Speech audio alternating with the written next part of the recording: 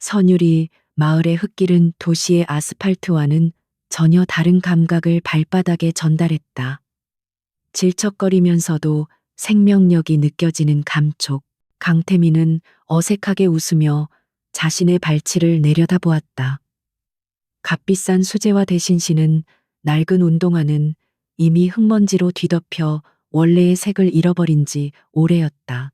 그의 정체성을 감추기 위한 소품 중 하나였지만 이제는 정말로 이 시골 마을의 일부가 된 듯한 기분이었다. 그의 진짜 신분인 천무그룹의 회장 강태민은 이 세상 어디에도 없고 오직 어수룩하고 세상 물정 모르는 청년고 민석만이 존재할 뿐이었다. 그는 일부러 어깨를 움츠리고 주변을 두리번거렸다. 처음 와보는 낯선 곳에 대한 불안감과 호기심이 뒤섞인 표정. 그것은 지난 몇 주간 거울 앞에서 수없이 연습한 결과물이었다. 그의 날카로운 눈빛은 짙은 속눈썹 아래 숨겨져 마을의 풍경과 사람들의 움직임을 조용히 스캔하고 있었다. 평화로워 보이는 이 마을 깊숙한 곳에서 벌어지고 있는 추악한 음모의 실체를 파헤치기 위해 그는 기꺼이 바보가 되기로 결심했다. 천무그룹의 이름으로 진행되는 리조트 개발 사업 이면에 숨겨진 비자금 조성과 불법적인 토지 수용 문제를 직접 확인해야만 했다. 저 멀리 작은 소란이 그의 시선을 사로잡았다. 마을 어귀의 낡은 집 앞에서 몇몇 덩치 큰 사내들이 나이든 노부부에게 삿대질을 하며 무언가를 강요하고 있었다. 그들의 옷차림과 험악한 인상은 한눈에 봐도 천무그룹의 용역 직원들임을 짐작게 했다. 강태민 아니고 민석은 천천히 그쪽으로 발걸음을 옮겼다. 그의 계획은 최대한 눈에 띄지 않게 상황을 관찰하고 정보를 수집하는 것이었지만 눈앞의 광경은 그의 심기를 불편하게 만들었다. 권력의 최정점에서 군림하던 그에게 힘없는 자를 억압하는 모습은 가장 혐오스러운 것이었다. 이게 마지막 경고입니다. 할아버지.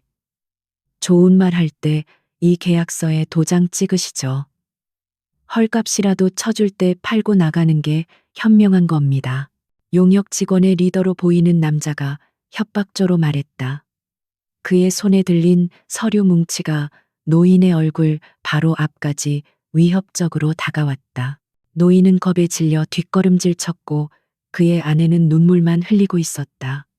분노가 치밀었지만 민석은 자신의 역할을 잊지 않았다. 그는 그저 겁에 질린 채 멀찍이 서서 안절부절 못하는 순진한 시골 청년일 뿐이었다. 바로 그때였다. 지금 뭐 하는 짓들이에요. 막지만 단호한 목소리가 그들의 대화를 갈랐다. 민석은 소리가 난 쪽으로 고개를 돌렸다. 한 여자가 그들 쪽으로 성큼성큼 걸어오고 있었다. 질끈 묶은 머리카락과 활동하기 편한 복장이었지만 그녀의 존재감은 웬만한 남자들보다 훨씬 강렬했다. 다부진 어깨와 흔들림 없는 눈빛. 그녀가 바로 보고서에서 수없이 언급되었던 마을 주민들의 저항을 이끌고 있는 한지원이었다.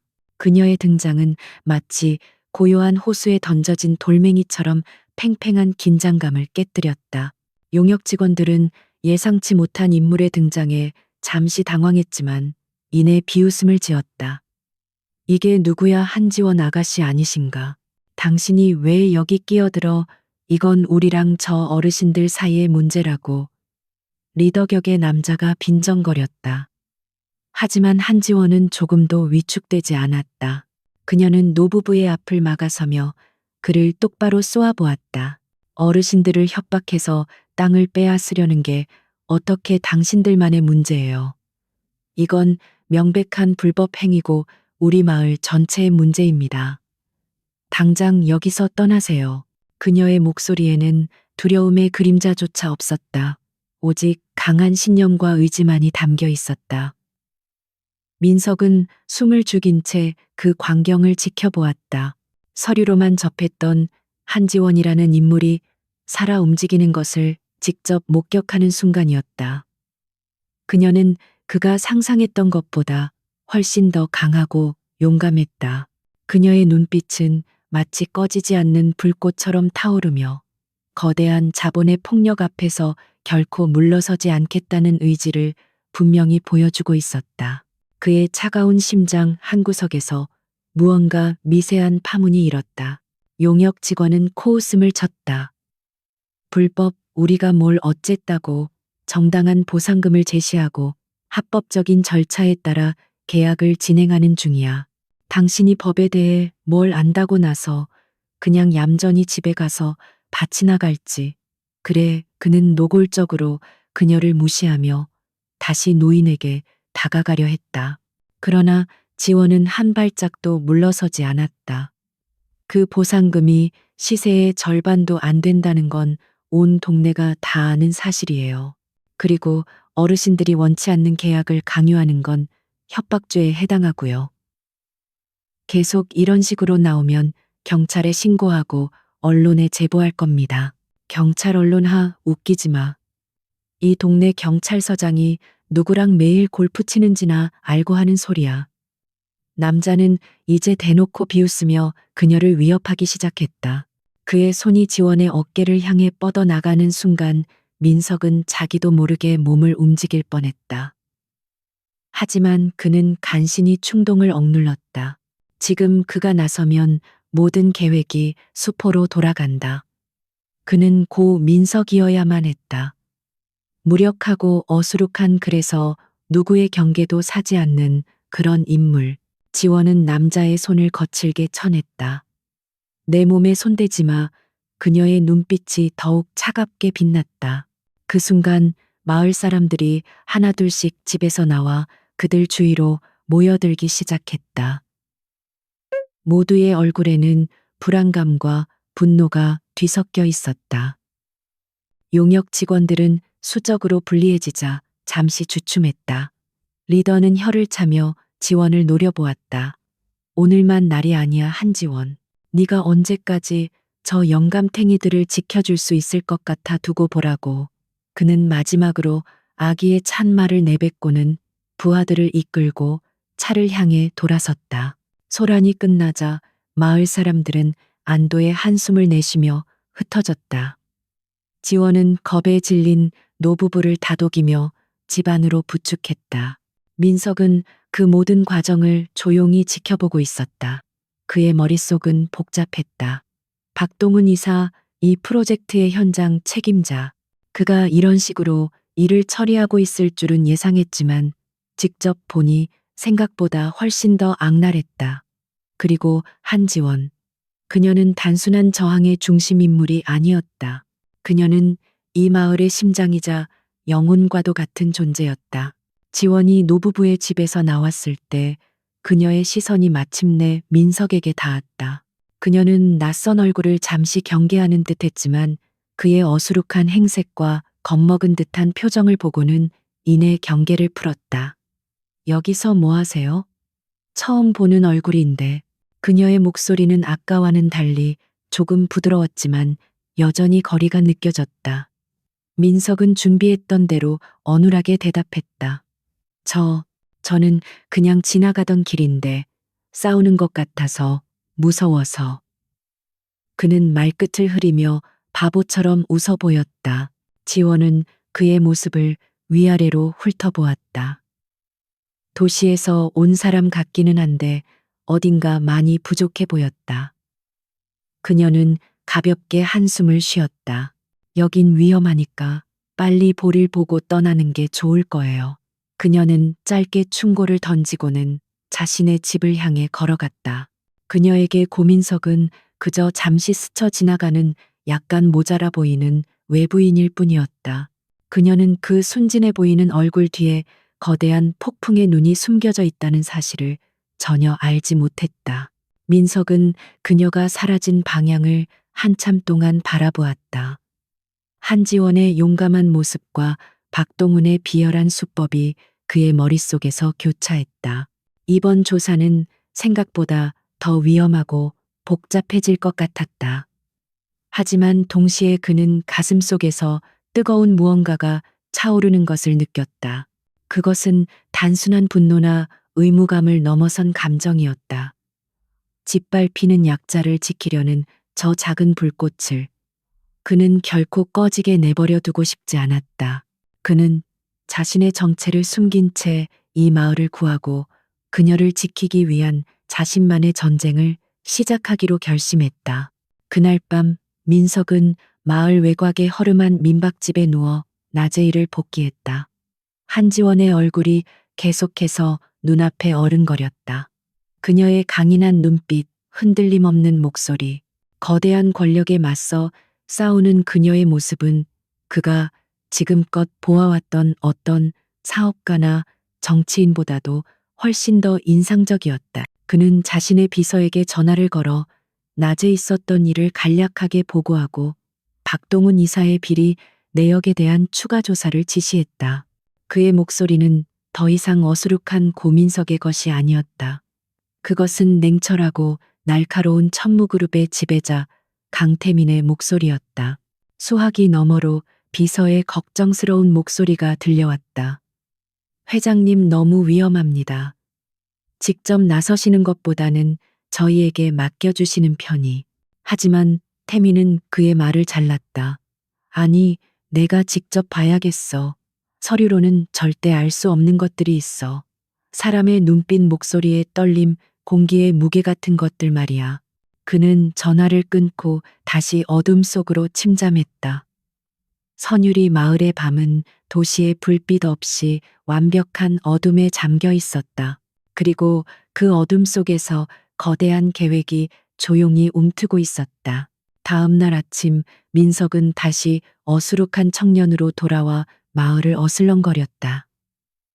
그의 목표는 한지원에게 자연스럽게 접근하는 것이었다. 그는 그녀가 약초에 대한 지식이 풍부하며 종종 마을 뒷산으로 약초를 캐러 간다는 정보를 입수했다. 그는 일부러 산 입구 근처를 맴돌며 그녀가 나타나기를 기다렸다.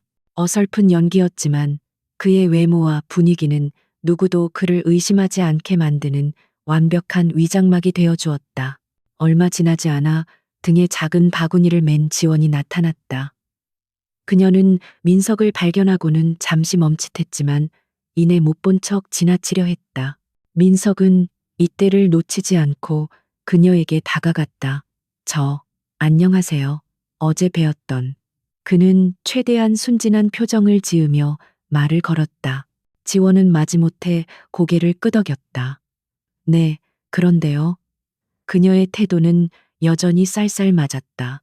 외부인에 대한 경계심, 특히나 개발 사업으로 인해 마을이 시끄러운 상황에서는 당연한 반응이었다. 민석은 미리 준비한 거짓말을 늘어놓았다. 제가 도시 생활이 너무 힘들어서 잠시 머리를 식히러 왔거든요. 그런데 여기가 공기도 좋고 혹시 이 근처에 구경할 만한 곳이 있을까요? 그는 최대한 무해하고 순박하게 보이려고 노력했다. 그의 연기는 꽤나 성공적이어서 지원의 표정이 미세하게 누그러지는 것이 보였다. 그녀는 잠시 고민하더니 산 쪽을 가리켰다. 딱히 구경할 만한 곳은 없어요. 그냥 작은 산책로나 있을 뿐이죠. 위험하니까 너무 깊이 들어가진 마세요. 그녀는 다시 자기 갈 길을 가려 했다. 민석은 급히 그녀를 따라붙었다. 저도 같이 가면 안 될까요? 혼자서는 좀 무서워서 길 잃을 것 같기도 하고요. 그의 말에 지원은 어이가 없다는 듯 그를 쳐다보았다. 다 큰 남자가 산에 가는 게 무섭다니. 하지만 그의 겁먹은 표정은 너무나도 진실해 보였다. 그녀는 잠시 망설였다. 귀찮은 일에 엮이고 싶지 않았지만 저렇게 어수룩한 사람을 혼자 보냈다가 무슨 일이라도 생기면 찝찝할 것 같았다. 결국 그녀는 마지못해 허락했다. 그럼 뒤에서 조용히 따라오기만 하세요. 저 바쁘니까 말 시키지 마시고요. 그렇게 민석은 그녀의 뒤를 따라 산을 오르기 시작했다. 그는 일부러 헐떡거리며 힘든 척 연기했지만 그의 눈은 주변의 지형과 식생을 빠르게 분석하고 있었다. 지원은 능숙하게 산길을 올랐다. 그녀는 땅에 자라는 작은 풀 하나도 허투루 지나치지 않고 그 이름과 효능을 혼잣말로 중얼거리곤 했다. 그 모습은 자연과 하나가 된 듯 편안해 보였다. 태미는 그녀에게서 도시의 여성들에게서는 결코 찾아볼 수 없는 강인한 생명력을 느꼈다. 그의 계획은 순조롭게 진행되는 듯했다. 한지원에게 접근했고 그녀의 경계심도 조금은 허물었다. 이제 그는 그녀의 신뢰를 얻고 마을의 내부 사정을 더 깊이 파고들 수 있을 것이다. 그는 자신의 치밀한 계획에 만족하며 지원의 뒷모습을 바라보았다. 하지만 그는 알지 못했다. 운명이라는 거대한 톱니바퀴는 언제나 인간의 계획을 뛰어넘어 예측할 수 없는 방향으로 굴러간다는 사실을, 그리고 그 톱니바퀴의 중심에 바로 그와 한지원이 놓여 있다는 것을. 선유리 마을의 거대한 폭풍은 이제 막 시작되고 있었다. 한지원의 등 뒤로 펼쳐진 산의 풍경은 강태민에게 생소하면서도 묘한 평온함을 안겨주었다. 모든 것이 계획대로 순조롭게 진행되고 있다는 만족감이 그의 발걸음을 가볍게 했다. 그녀의 경계심을 허물고 신뢰를 얻기 위한 첫 단추는 성공적으로 꿰었다. 하지만 그는 자신의 역할에 너무 몰입한 나머지 자연이라는 예측 불가능한 변수를 잠시 잊고 있었다. 이끼가 낀 축축한 바위, 그것은 그의 치밀한 계획에는 없던 작은 함정이었다. 연기를 위해 일부러 비틀거리던 그의 발이 바위를 밟는 순간 그는 정말로 균형을 잃고 말았다. 앗짧은 비명과 함께 그의 몸이 가파른 비탈길 아래로 굴러떨어졌다. 진짜 고통의 찬 신음이 그의 입에서 터져나왔다. 수많은 협상과 위기 상황 속에서도 흔들림 없던 그였지만 갑작스러운 물리적 충격 앞에서는 속수무책이었다. 몇 바퀴를 구른 그의 몸은 다행히도 그리 크지 않은 나무에 부딪히며 멈췄다. 온몸이 욱신거렸지만 특히 왼쪽 발목에서 날카로운 통증이 느껴졌다. 그는 인상을 찌푸리며 자신의 발목을 내려다보았다. 생각보다 상황이 좋지 않았다.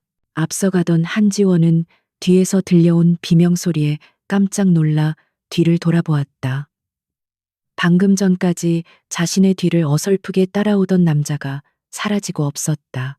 그녀의 시선이 비탈길 아래로 향했을 때 흙투성이가 된 채 쓰러져 있는 민석의 모습이 보였다. 정말이지. 그녀는 자신도 모르게 짜증 섞인 한숨을 내쉬었다. 저 어수룩한 남자가 언젠가 사고를 칠 줄은 알았지만 이렇게 빨리 현실이 될 줄은 몰랐다. 하지만 그녀는 망설이지 않았다. 곧바로 미끄러운 비탈길을 조심스럽게 내려가 그에게 다가갔다. 괜찮아요. 어디 다쳤어요? 그녀의 목소리에는 걱정이 가득 담겨 있었다.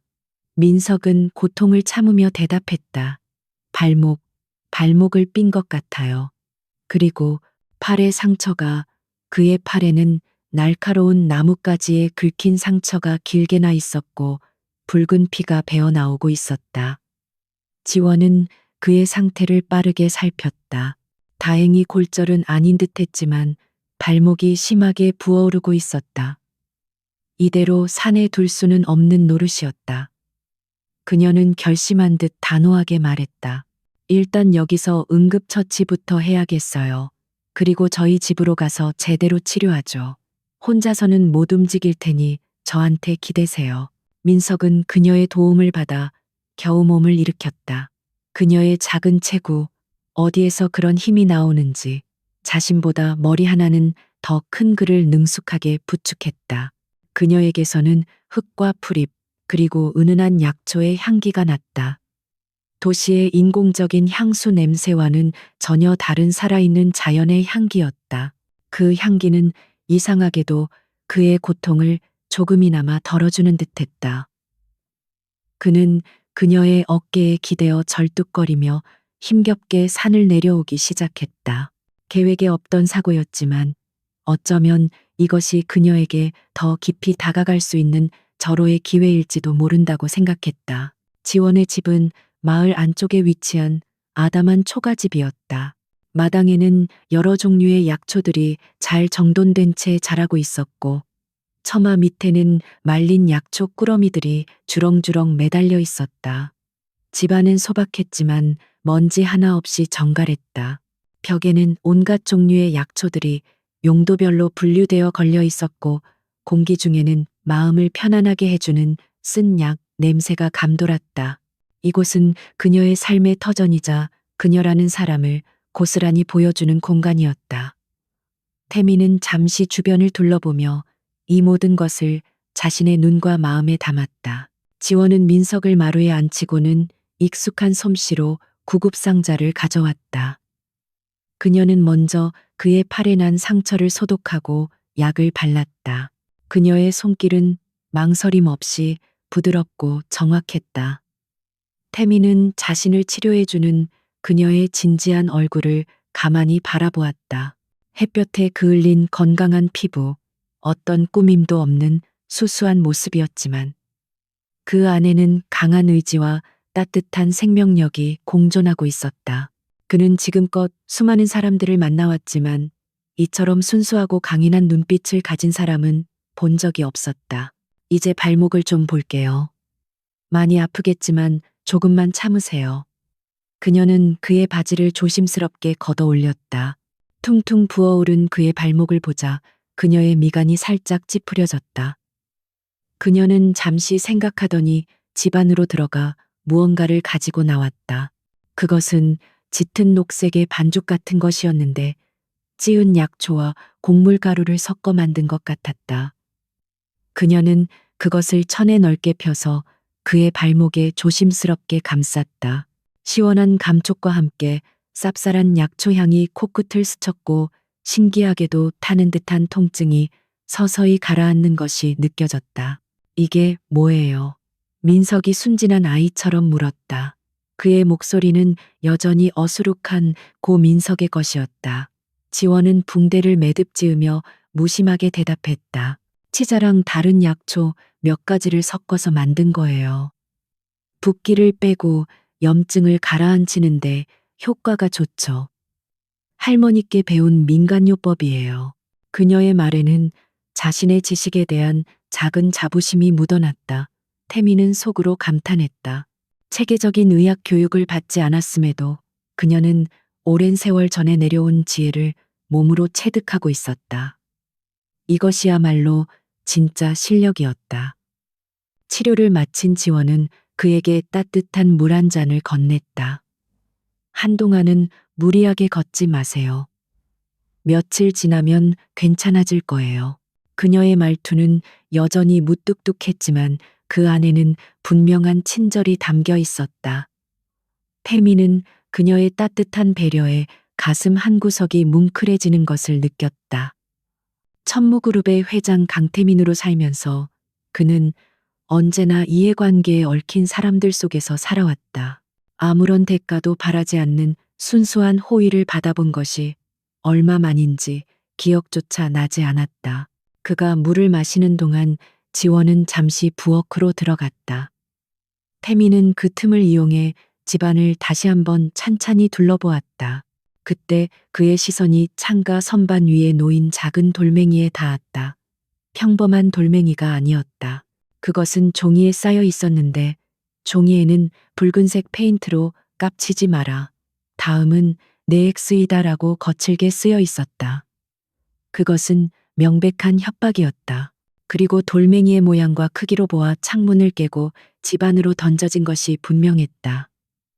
순간 그의 눈빛이 차갑게 가라앉았다. 박동훈. 그의 머릿속에 그 이름이 선명하게 새겨졌다. 이것이 그가 일하는 방식이었다.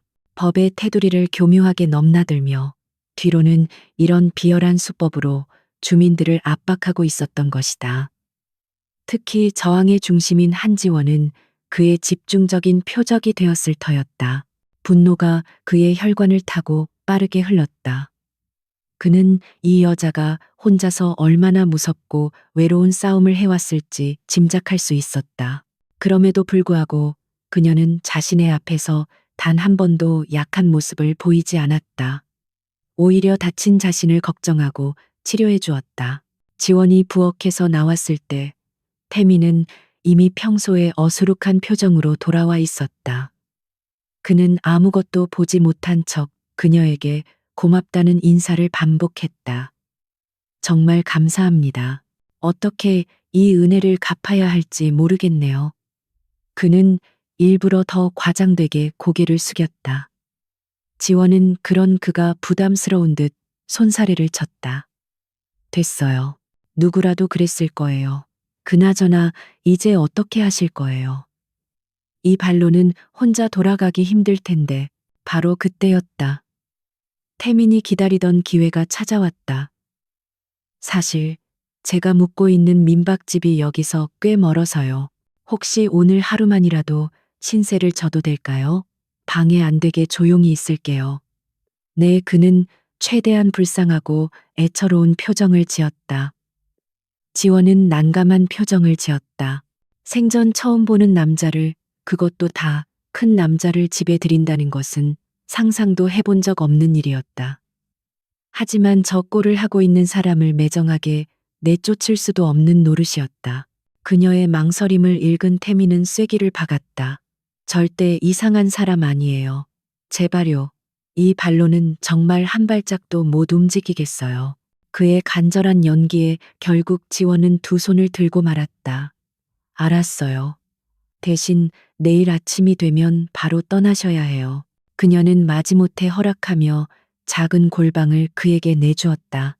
태미는 속으로 쾌재를 불렀다.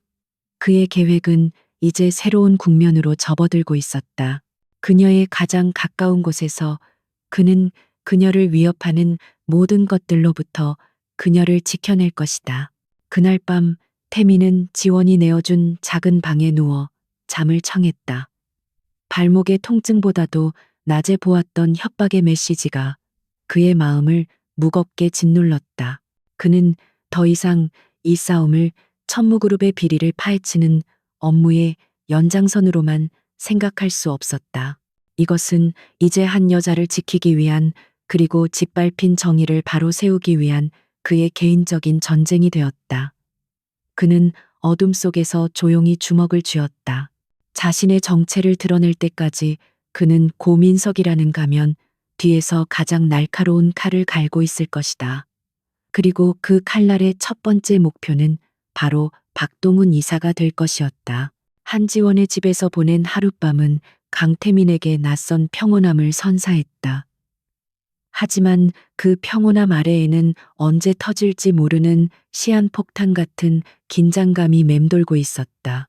다음 날 아침 태민은 여전히 절뚝거리는 발목을 핑계로 하루 더 머물 것을 간청했고, 지원은 그의 뻔뻔함에 어이없어 하면서도 차마 거절하지 못했다.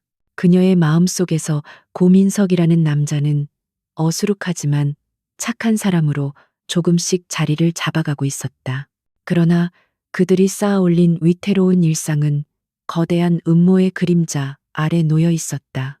같은 시각개발 부지 사무실에서 박동훈 이사는 경로에 차 있었다. 창문에 돌을 던지는 유치한 협박에도 한지원이 눈 하나 깜짝하지 않는다는 보고를 받았기 때문이었다. 오히려 정체불명의 사내까지 집에 들였다는 말에 그의 심기는 더욱 불편해졌다. 그놈은 누군데? 그의 날카로운 질문에 부하 직원은 고개를 저었다. 그냥 도시에서 온 어수룩한 청년 같습니다.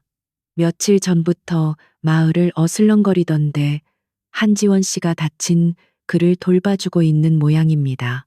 박동훈은 코웃음을 쳤다. 어수룩한 청년, 그런 하찮은 변수는 그의 계획에 아무런 영향도 주지 못할 터였다. 그는 창밖으로 시커먼 구름이 몰려오는 것을 보았다. 일기예보에서는 오늘 밤부터 강한 비바람을 동반한 폭풍우가 몰아칠 것이라고 했다. 그의 입가에 비열한 미소가 번졌다. 자연재해는 언제나 골치 아픈 문제들을 손쉽게 덮어주는 완벽한 알리바이가 되어주었다. 그는 결심했다. 더 이상 한지원이라는 걸림돌을 그냥 내버려둘 수 없었다. 오늘 밤 그 여자에게 마지막 경고를 날린다. 박동훈의 목소리는 창밖의 날씨처럼 차갑고 냉혹했다. 산사태처럼 보이겠구며 집 뒤쪽의 약초 창고 거길 무너뜨려 겁만 줘서 버르장머리를 고쳐놓으란 말이다. 사람은 죽이지 마. 일이 커지는 건 나도 원치 않으니까. 그의 명령은 절대적이었다. 부하들은 즉시 움직이기 시작했다. 그들의 계획은 완벽해 보였다. 폭풍우가 몰아치는 밤 작은 산사태가 일어나 낡은 창고 하나를 덮치는 것. 그것은 누구도 의심하지 않을 불운한 사고로 기록될 터였다. 그날 밤 예보대로 거센 비바람이 서늘히 마을을 덮쳤다. 창문이 흔들리고 지붕이 울리는 소리에 태미는 잠에서 깨어났다. 그의 예민한 감각이 무언가 잘못되었다고 경고하고 있었다. 빗소리가 아니었다. 빗소리 사이에 아주 미세하게 섞여 들어오는 이질적인 소음, 흙을 파헤치는 소리, 둔탁한 쇠붙이가 부딪히는 소리. 일반 사람이라면 그저 바람 소리나 빗소리로 치부해버릴 작은 소음이었지만 수많은 위기를 겪으며 단련된 태민의 귀에는 그것이 인위적인 소음이라는 것이 분명하게 들렸다. 그의 심장이 차갑게 가라앉았다. 박동훈, 그놈이 움직이기 시작한 것이다. 그는 본능적으로 지원의 안위를 걱정했다.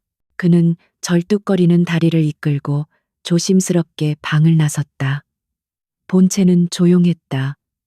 지원은 아마도 자신의 방에서 자고 있을 터였다. 하지만 그의 불안감은 사라지지 않았다. 그는 창밖을 내다보았다. 칠흑 같은 어둠 속에서 빗줄기만이 세상을 채우고 있었다. 그때 그의 눈의 집 뒤편에 작은 창고에서 새어나오는 희미한 불빛이 들어왔다. 저 시간에 왜? 태미는 서둘러 그곳으로 향했다. 낡은 나무 문을 열자 호롱불 아래에서 약초를 정리하고 있는 지원의 모습이 보였다. 그녀는 폭풍우 소리 때문에 그가 들어오는 것조차 눈치채지 못하고 있었다. 그녀의 얼굴에는 깊은 수심이 어려 있었다. 아마도 마을의 미래와 계속되는 협박 때문에 잠을 이루지 못하는 것이리라. 그 순간 태미는 다시 한번 느꼈다. 둔탁하게 땅이 울리는 미세한 진동을. 그의 온몸의 신경이 곤두섰다. 이건 자연적인 현상이 아니었다. 누군가 의도적으로 산비탈을 무너뜨리고 있었다. 지원 씨 위험해요. 여기서 나가야 해요. 태미는 다급하게 외쳤다. 그의 갑작스러운 외침에 지원은 깜짝 놀라 뒤를 돌아보았다. 민석 씨 여긴 어쩐 일이에요? 그리고 무슨 소리예요? 그녀는 그의 겁에 질린 표정을 이해할 수 없었다. 태미는 그녀에게 달려가 팔을 붙잡았다. 설명할 시간이 없어요. 빨리요. 이 건물이 무너질 것 같아요. 그는 자신의 역할을 잠시 잊고 그녀를 끌고 나가려 했다. 하지만 지원은 그의 말을 믿지 않았다. 무너지다니요. 그냥 비바람이 거셀 뿐이에요.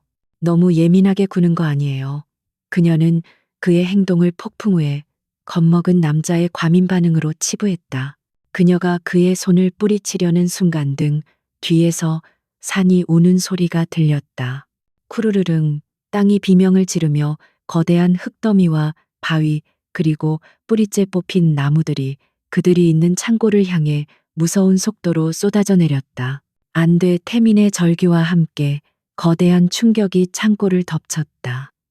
오래된 목조 건물은 토사의 무게를 이기지 못하고 엿가락처럼 휘어지며 무너져 내리기 시작했다.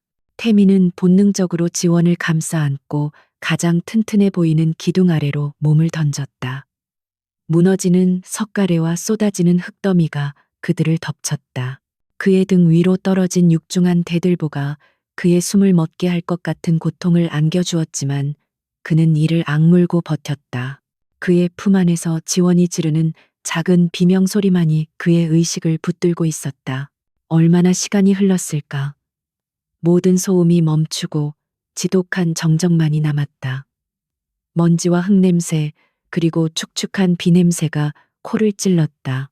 태미는 간신히 정신을 차리고 자신의 상태를 확인했다. 다행히 그와 지원은 무너진 기둥과 석가래가 만들어낸 작은 공간 속에 갇혀 목숨을 건졌다. 하지만 상황은 최악이었다. 거대한 대들보가 그들의 유일한 탈출구를 막고 있었고 좁은 공간으로 흙탕물이 조금씩 스며들고 있었다. 괜찮아요. 지원 씨 다친 데는 없어요. 태민이 거친 숨을 몰아쉬며 물었다. 그의 품 안에서 지원이 작게 신음하며 몸을 일으켰다. 네, 전 괜찮아요.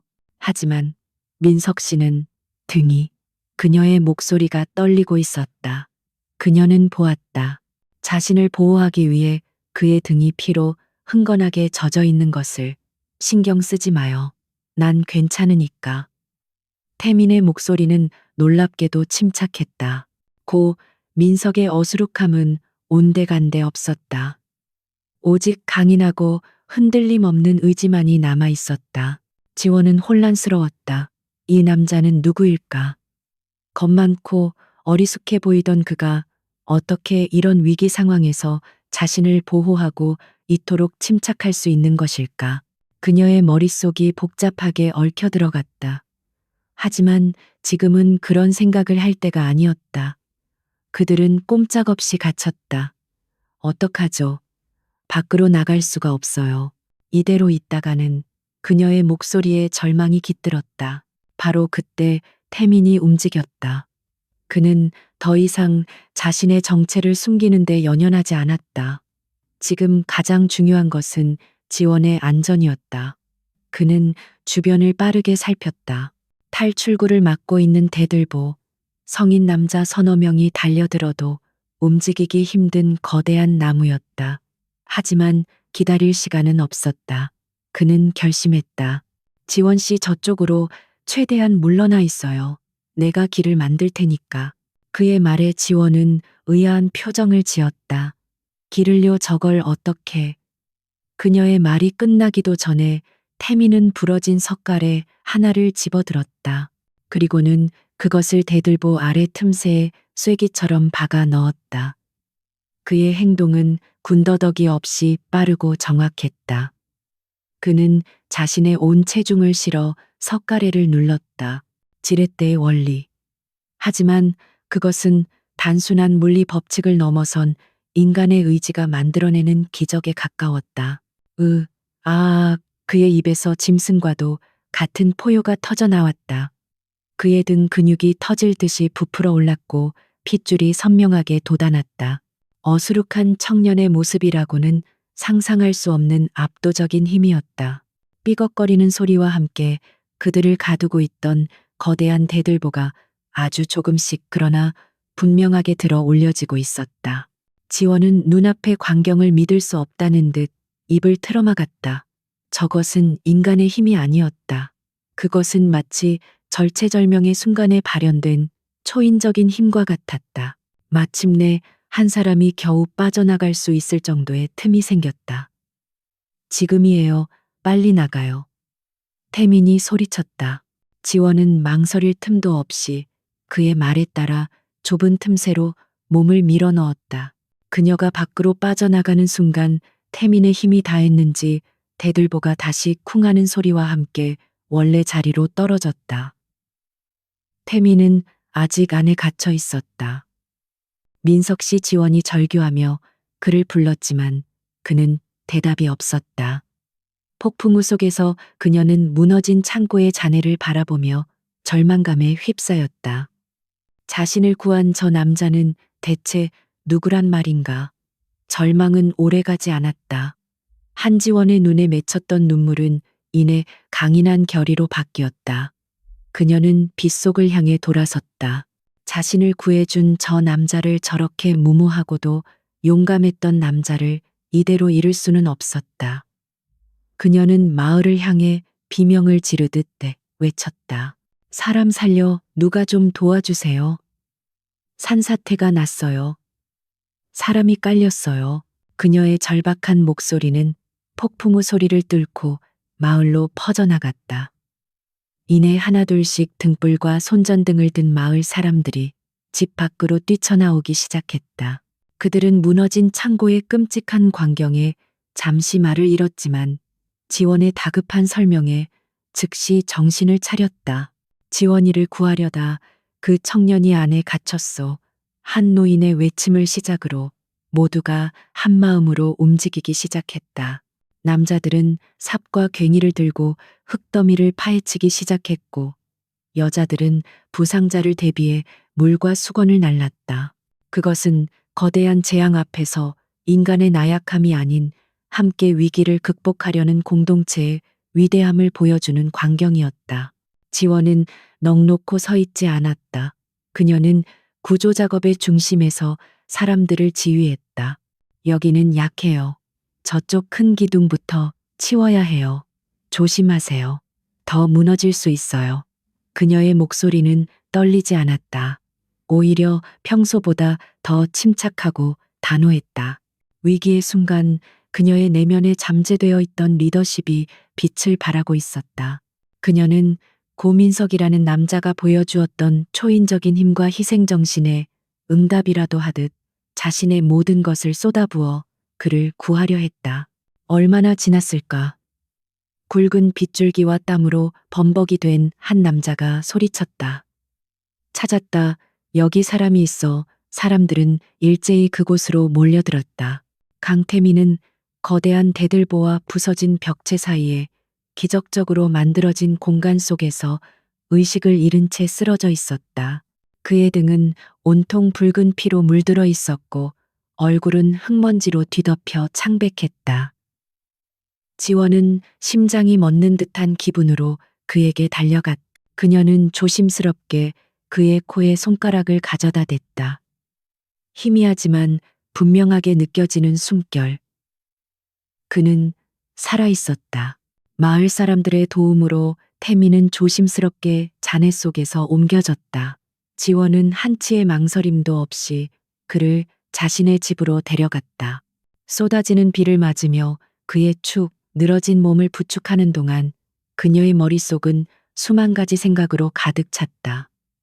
이 남자는 대체 누구일까?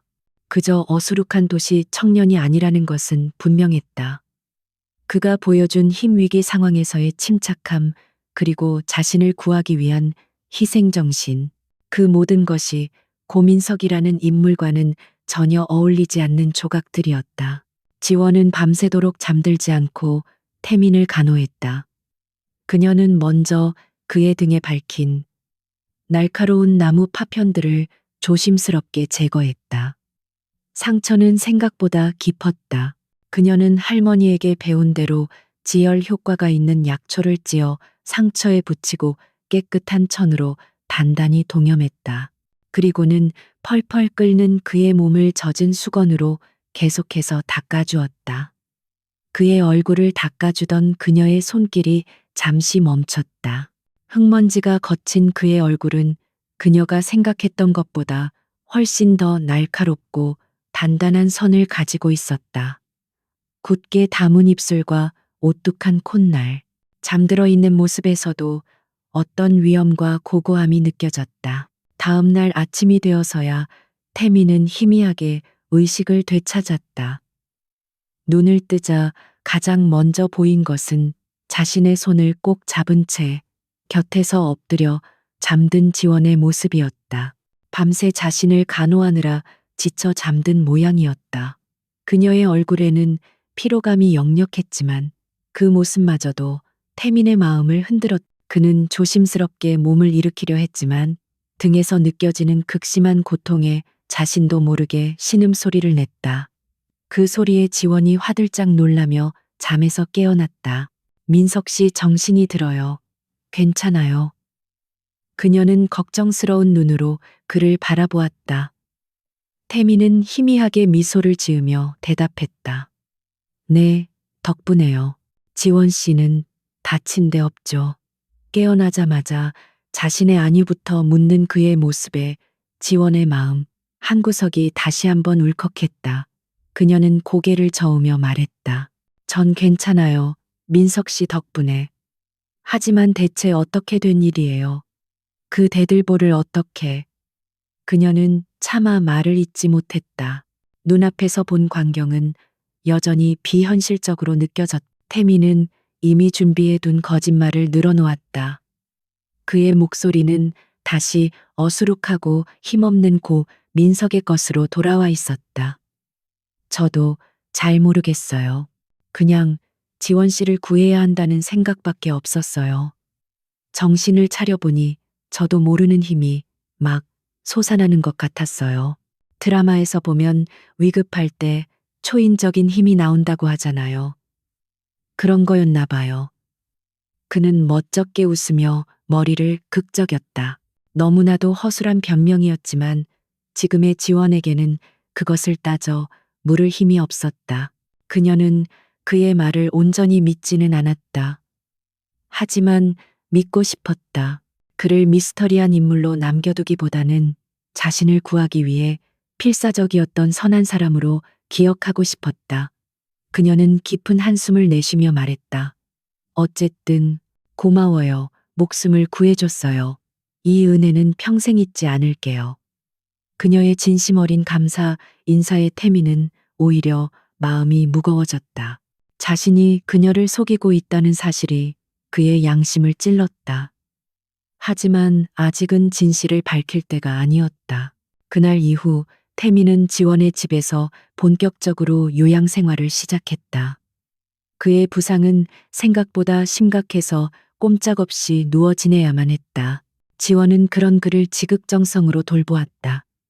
매일 상처를 소독하고 약초를 갈아 붙여주었으며 기력 회복에 좋은 죽을 쑤어 먹여주었다. 태미는 난생 처음으로 누군가의 전적인 보살핌을 받았다. 그것은 그에게 낯설면서도 따뜻한 경험이었다. 그는 지원이 약초를 다듬는 모습, 마을 사람들과 회의하는 모습, 밤늦게까지 낡은 법률 서적을 뒤적이는 모습을 조용히 지켜보았다. 그는 알게 되었다. 그녀가 얼마나 강인하고 현명한 여자인지를. 마을 사람들은 모든 일을 그녀와 상의했고 그녀의 결정에 전적으로 의지했다. 그녀는 단순한 저항의 상징이 아니라 이 공동체를 이끌어가는 실질적인 리더였다. 특히 그녀가 천무그룹의 변호사들이 보낸 서류 뭉치를 앞에 두고 고심하는 모습을 볼 때 태민의 마음은 더욱 복잡해졌다. 그녀는 혼자서 너무나도 거대한 적과 맞서 싸우고 있었다. 어느 날 밤 지원은 서류 더미 앞에서 깊은 한숨을 내쉬고 있었다. 태민은 조심스럽게 그녀에게 말을 걸었다. 무슨 걱정거리라도 있어요. 지원은 지친 기색으로 고개를 들었다. 천무그룹에서 보낸 최종 합의안이에요. 터무니없는 보상금에 동의하지 않으면 강제 수용 절차에 들어가겠다는 협박이나 다름없죠. 변호사를 선임해야 하는데 우리 마을 형편에 실력 있는 변호사를 구하기는 하늘의 별 따기고요. 태미는 잠시 생각에 잠겼다. 그리고는 아무것도 모른다는 듯 순진한 표정으로 물었다. 그 서류 제가 한번 봐도 될까요? 제가 뭘 알겠냐마는 그냥 글자 읽는 건 좋아해서요. 지원은 의아했지만 지푸라기라도 잡는 심정으로 그에게 서류를 건네었다. 태미는 서류를 천천히 그리고 꼼꼼하게 읽어 내려갔다. 그의 눈빛은 어느새 어수룩한 청년의 것이 아니었다. 수많은 계약서를 검토하고 협상을 지휘해 온 냉철한 기업가의 눈빛으로 변해 있었다. 한참 후 그가 입을 열었다. 여기 이상한 조항이 있네요. 환경 정화 및 복구 비용은 추후 실사 후에 주민 부담으로 할 수 있다고요. 이게 무슨 뜻이죠? 보통 이런 건 개발하는 쪽에서 책임지는 거 아니에요.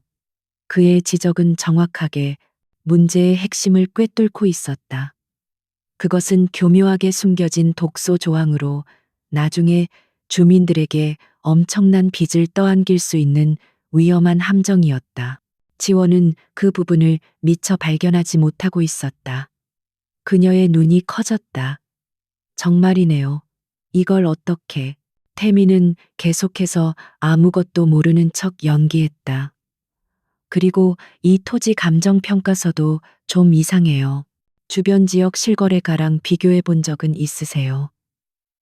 제가 예전에 부동산에서 잠깐 일해봐서 아는데 이런 건 주변 시세를 꼭 확인해야 한다고 들었어요. 그의 조언은 하나하나가 날카로운 비수처럼 천무그룹이 파놓은 함정을 정확하게 찔렀다.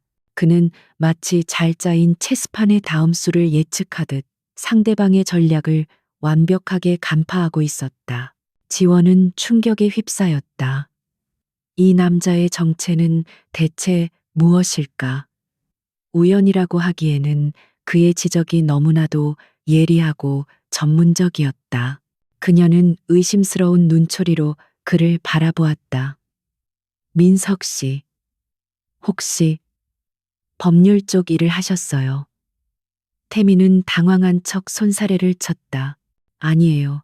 제가 뭘 알겠어요. 그냥 책 읽는 걸 좋아해서 이것저것 주워들은 게 전부예요. 틀린 말일 수도 있으니 너무 신경 쓰지 마세요. 그는 서둘러 다시 어수룩한 표정을 지어 보였다. 지원은 더 이상 캐묻지 않았다. 하지만 그녀의 마음속에 심어진 의심의 씨앗은 사라지지 않았다. 동시에 새로운 감정이 싹트기 시작했다. 그것은 신뢰였다. 정체는 알 수 없지만 이 남자가 자신의 적이 아니라는 것, 오히려 자신에게 큰 힘이 되어줄 수 있는 사람이라는 막연한 믿음. 그날 이후 그녀는 중요한 결정을 내리기 전에 그에게 조언을 구하기 시작했다. 그리고 태미는 고민석이라는 가면, 뒤에서 보이지 않는 손이 되어 그녀와 마을 사람들을 올바른 방향으로 이끌었다. 그들의 위태로운 동맹, 그리고 그 속에서 피어나는 미묘한 감정은 선율이 마을의 운명을 건 거대한 싸움의 새로운 변수가 되고 있었다. 박동훈 이사의 사무실 안공기는 그의 심기만큼이나 무겁고 차가웠다. 계획했던 산사태는 한지원의 길을 꺾기는커녕 마을 사람들을 더욱 단단하게 뭉치게 만드는 역효과만 낳았다. 게다가 어디서 굴러 들어왔는지 모를 어수룩한 청년 하나가 그녀의 옆에 딱 붙어 있다는 사실은 그의 신경을 사사건건 긁어댔다. 그는 잘 닦인 구두 코로 바닥을 초조하게 두드리며 창밖을 응시했다. 마을을 가로지르는 작은 개울이 그의 눈에 들어왔다. 저 물줄기는 마을의 생명줄과도 같았다. 모든 집이 저 물을 길어다 마시고 밭에 물을 댔다. 그의 입가에 다시 한번 잔인한 미소가 떠올랐다. 정신을 꺾을 수 없다면 육체를 무너뜨리면 되는 일이었다. 그는 즉시 자신의 가장 충실한 수하 몇 명을 불렀다. 더 이상 소꿉장난은 끝이다. 저놈들의 숨통을 제대로 조일 방법을 찾아냈어. 그의 목소리는 뱀처럼 차갑고 끈적거렸다. 오늘 밤 아무도 모르게 마을의 상수원으로 올라가. 내가 주는 이 약품을 물에 풀어라. 자연적으로 발생한 수질 오염처럼 보이게 위장하는 것 잊지 말고. 며칠 앓고 나면 제풀에 지쳐서 땅을 내놓겠다고 기어오게 될 거다. 그는 책상 서랍에서 정체불명의 약품이 담긴 통 몇 개를 꺼내 그들에게 건넸다. 그것은 단순한 겁주기를 넘어선 명백한 범죄 행위였다. 그 시각 한지원의 집에서는 평화로운 시간이 흐르고 있었다. 강태민의 상처는 그녀의 지극정성 어린 간호 덕분에 눈에 띄게 호전되고 있었다. 그는 더 이상 침대에 누워만 있지 않고 마루에 앉아 그녀가 일하는 모습을 지켜보곤 했다. 지원은 뜰에서 막 캐온 약초를 다듬으며 마을의 대책회의에서 나온 이야기들을 그에게 들려주었다. 그녀는 어느새부턴가 중요한 일이 생기면 자연스럽게 그와 상의하고 있었다. 그의 어수룩한 말투 뒤에 숨겨진 날카로운 통찰력을 신뢰하기 시작한 것이다. 태미는 그런 그녀의 모습을 가만히 지켜보았다. 햇살 아래에서 약초를 다듬는 그녀의 옆모습은 그 어떤 예술 작품보다도 아름답게 느껴졌다. 그는 자신이 고민석이라는 가면을 쓰고 있다는 사실을 종종 잊어버릴 정도였다. 그는 그녀에게 더 깊이 빠져들고 있었다. 하지만 동시에 박동훈이라는 그림자가 언제 이 평화를 깨뜨릴지 모른다는 불안감에 휩싸였다. 그는 자신의 비서를 통해 박동훈의 뒷조사를 계속하고 있었지만 서울에서 얻을 수 있는 정보에는 한계가 있었다. 재앙은 소리 없이 찾아왔다. 다음 날 오후 한 아이가 심한 복통과 구토 증세를 보이며 지원의 집으로 실려왔다. 처음에는 그저 체한 것이라고 생각했다. 하지만 잠시 후 비슷한 증상을 호소하는 노인과 다른 아이들이 줄을 이었다. 순식간에 마을은 원인 모를 질병의 공포에 휩싸였다. 지원은 정신없이 움직였다. 그녀는 자신의 모든 의학 지식을 총동원해 환자들을 돌봤지만 증세는 좀처럼 나아지지 않았다. 환자들의 얼굴은 점점 창백해졌고 마을 전체가 무거운 침묵과 신음소리에 잠겨들었다. 마루에 앉아있던 태미는 심상치 않은 분위기를 감지했다. 그의 표정은 굳어졌다. 이렇게 짧은 시간 안에 동일한 증상의 환자가 집단적으로 발생하는 것은 단순한 식중독이나 전염병과는 양상이 달랐다. 그의 머릿속에서 경고등이 울리기 시작했다. 그는 환자를 돌보느라 넋이 나간 지원을 불렀다. 지원 씨 잠시만요. 환자들이 오늘 공통적으로 먹거나 마신 게 있나요? 음식 말고 혹시 물은 그의 질문에 지원은 그제야 정신이 번쩍 들었다. 음식은 집집마다 달랐지만 물은 모두 같은 곳에서 길어다 마셨다. 마을의 유일한 식수원인 뒷산의 샘물. 그녀의 얼굴이 하얗게 질렸다. 설마 물에 무슨 문제가? 그녀는 말을 잇지 못했다. 태민의 얼굴은 이미 차갑게 굳어 있었다. 그의 머릿속에서는 모든 조각들이 맞춰지고 있었다. 실패한 산사태, 그리고 이어진 의문의 질병. 이것은 우연이 아니었다. 박동훈이 저지른 인간이 해서는 안 될 짓이었다. 지금 당장 샘물로 가봐야 해요. 그리고 절대 그 물을 마시지 못하게 사람들에게 알려야 합니다. 태민의 목소리는 더 이상 어눌하지 않았다. 그것은 위기 상황을 지휘하는 리더의 단호한 목소리였다. 지원은 그의 돌변한 모습에 잠시 놀랐지만 곧바로 상황의 심각성을 깨닫고 고개를 끄덕였다. 그녀는 몇몇 젊은이들과 함께 샘물을 향해 달려갔고 태미는 움직이기 힘든 몸을 이끌고 마을 회관으로 가 사람들에게 위험을 알리기 시작했다. 샘물에 도착한 지원은 자신의 눈을 의심했다. 언제나 수정처럼 맑았던 물가 주변의 흙이 부자연스럽게 파헤쳐져 있었고 코를 찌르는 역한 화학 약품 냄새가 희미하게 풍겨왔다. 숲을 사이에는 미처 다 치우지 못한 정체불명의 금속통 하나가 버려져 있었다. 표면에는 알아볼 수 없는 경고 그림과 함께 영어로 된 화학물질 이름이 적혀 있었다. 모든 것이 명백했다. 이것은 자연재해가 아닌 명백한 독극물 테러였다. 그녀의 온몸이 분노로 떨렸다. 인간의 탈을 쓰고 어떻게 이런 짓을 할 수 있단 말인가. 그녀는 물통을 증거물로 챙겨 분노의 차마을로 돌아왔다. 마을 회관에 모여있던 사람들은 그녀가 가져온 증거물과 설명을 듣고 경악을 금치 못했다. 어떤 이는 오열했고 어떤 이는 천무그룹의 이름을 부르짖으며 욕설을 퍼부었다. 공포와 분노가 마을 전체를 집어삼켰다. 그 혼란의 중심에서 강태민은 누구보다도 차갑고 냉정하게 상황을 주시하고 있었다. 그의 눈은 얼음처럼 차가웠고 그 안에서는 이 모든 것을 계획한 박동훈을 향한 사리가 들끓고 있었다. 그는 더 이상 고민석으로 남아있을 수 없다고 판단했다. 이것은 단순한 비리, 조사를 넘어선 수많은 사람의 목숨이 걸린 전쟁이었다. 그는 지원과 마을 사람들이 잠시 자리를 비운 틈을 타 몰래 숨겨두었던 위성 전화를 꺼내 들었다. 그의 손가락은 망설임 없이 단축 번호를 눌렀다. 신호음이 몇 번 울린 후 수화기 너머로 그의 충직한 비서조 실장의 목소리가 들려왔다. 회장님 연락이 없으셔서 걱정했습니다. 조 실장. 태민의 목소리는 강철처럼 차가웠다. 그의 목소리 톤만으로도 조 실장은 무언가 엄청난 일이 벌어졌음을 직감했다. 계획을 전면 수정한다. 박동훈 이사에 대한 모든 자료 검찰과 언론에 넘길 준비해. 그리고 지금 당장 국내 최고의 수질 분석팀과 의료진을 헬기에 태워서 내가 보내는 좌표로 보내. 3시간 안에 도착해야 한다. 이건 명령이야. 그의 말에는 한치의 망설임이나 감정의 동요도 없었다. 오직 상대를 완전히 파멸시키겠다는 차가운 결의만이 담겨 있었다. 수화기 너머의 조 실장은 아무것도 묻지 않고 즉시 대답했다. 알겠습니다, 회장님.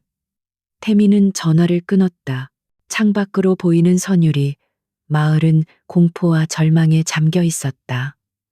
하지만 그는 알고 있었다.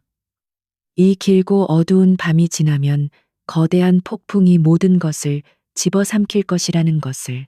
그리고 그 폭풍의 중심에는 바로 자신이 서 있을 것이었다. 복수의 시간은 이제 막 시작되었다. 강태민이 보낸 전문가팀은 마치 하늘에서 내려온 구원군과도 같았다. 요란한 헬리콥터 소리에 놀라 뛰쳐나온 마을 사람들은 정장 차림의 사람들이 최신 의료 장비와 분석 키트를 들고 내리는 모습을 넋을 잃고 바라보았다. 그들은 일사불란하게 움직였다. 의료팀은 즉시 마을 회관에 임시 진료소를 차리고 환자들을 체계적으로 돌보기 시작했고, 수질 분석팀은 샘물로 달려가 정밀 조사를 개시했다. 그들의 등장은 절망에 빠져 있던 선율이 마을에 한 줄기 빛을 던져주었다. 한지원은 이 모든 광경을 믿을 수 없다는 듯이 지켜보았다. 어떻게 이런 일이 가능할까? 신고조차 제대로 하지 못한 이 외딴 시골 마을에 어떻게 대기업 본사에서나 파견할 법한 전문가들이 이렇게 신속하게 도착할 수 있었을까? 그녀의 시선은 자연스럽게 집 안에서 자신과 똑같이 놀란 표정으로 밖을 내다보고 있는 고 민석에게로 향했다. 그는 어깨를 움츠린 채 마치 헬리콥터 소리가 무섭다는 듯한 표정을 짓고 있었다. 그의 연기는 완벽했지만 지원의 마음속에서는 지울 수 없는 의문이 피어오르고 있었다. 의료팀의 신속한 조치 덕분에 환자들의 상태는 빠르게 안정되었다. 다행히 박동훈이 사용한 약품은 치사량에는 미치지 않는 단기간에 심한 고통을 유발하는 종류였다. 분석팀은 물에서 검출된 독성 물질의 종류를 정확히 파악하고 즉시 해독제를 투여했다. 마을을 뒤덮었던 죽음의 공포는 서서히 걷히고 안도와 함께 박동훈을 향한 거대한 분노가 그 자리를 채웠다. 사람들은 이제 더 이상 물러서지 않을 것이라고 목숨을 걸고서라도 자신들의 터전을 지켜낼 것이라고 맹세했다. 그 며칠간 태민과 지원의 관계는 이전과는 비교할 수 없을 정도로 가까워졌다. 위기를 함께 겪으며 그들은 단순한 동정이나 호의를 넘어선 깊은 유대감을 형성했다. 지원은 밤마다 지친 몸을 이끌고 돌아와 태민의 상처를 돌보았다. 그녀가 그의 등을 치료하기 위해 약초를 바를 때 그의 단단한 등 근육 위로 느껴지는 그녀의 부드러운 손길은 태민의 심장을 미세하게 떨리게 했다. 그는 그녀의 노고에 미안함과 고마움을 느끼면서도 이 시간이 영원히 계속되었으면 하는 이기적인 소망을 품었다. 어느 날 밤 환자들을 모두 돌보고 돌아온 지원은 마루에 주저앉아 깊은 한숨을 내쉬었다. 그녀의 어깨는 무거운 책임감으로 축 늘어져 있었다. 그 모습을 지켜보던 태민은 조용히 그녀의 곁으로 다가가 따뜻한 차를 한 잔 건넸다. 힘들죠? 그의 목소리는 어수룩한 고민석이 아닌 다정한 한 남자의 목소리였다. 지원은 고개를 들어 그를 바라보았다. 호롱불 아래 비친 그의 얼굴에는 진심 어린 걱정이 가득했다. 그녀는 자신도 모르게 그의 어깨에 머리를 기댔다. 모르겠어요. 앞으로 어떻게 해야 할지. 그들은 사람의 목숨까지 아무렇지 않게 생각하는 악마들이에요. 우리가 이길 수 있을까요? 그녀의 목소리는 지쳐 떨리고 있었다. 태미는 아무 말 없이 그녀의 어깨를 감싸 안았다.